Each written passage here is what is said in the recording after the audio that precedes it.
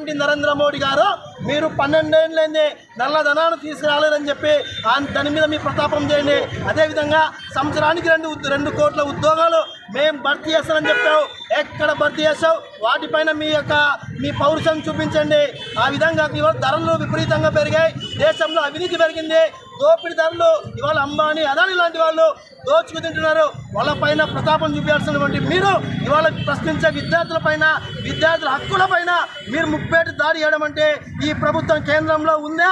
ఈ ప్రభుత్వం ఏమైనా అస్థిరపరిచిందని చెప్పి సందర్భంగా నరేంద్ర మోడీ ప్రభుత్వాన్ని అడుగుతున్నాం. కాబట్టి గత 25 రోజుల నుంచి ఢిల్లీ నగరంలో సామాజిక ఉద్యమ నేత, అదేవిధంగా గొప్ప సైంటిస్ట్ సోనాం చుంగ్వాక్ సంబంధించినటువంటి వారు ఈ దేశ భద్రత లేదు, ఈ దేశ విద్యార్థుల భవిష్యత్తు లేదు, ఈ ఏదైతే లీకేజ్ చేశారో ఆ బాధ్యులపైన చర్య తీసుకోవాలని చెప్పి ఆయన 25 రోజుల నుంచి కూడా నిరాహార దీక్ష ఢిల్లీలో చేస్తున్నప్పటికీ కూడా నరేంద్ర మోడీ ఒక్క ప్రకటన చేయడం కానీ విద్యాశాఖ మంత్రి కానీ కనీసం ఒక ప్రకటన చేయకపోవడం అంటే సిగ్గు అని చెప్పి సందర్భంగా నరేంద్ర మోడీ ప్రభుత్వాన్ని మేము ఇవాళ విమర్శిస్తున్నాం. కాబట్టి నరేంద్ర మోడీ గారు మన లాఠీ చార్జ్కి సంబంధించిన వాటిపైన బాధ్యత వహిస్తూ ధర్మేంద్ర కాదు రాజీనామా చేయాల్సిందే.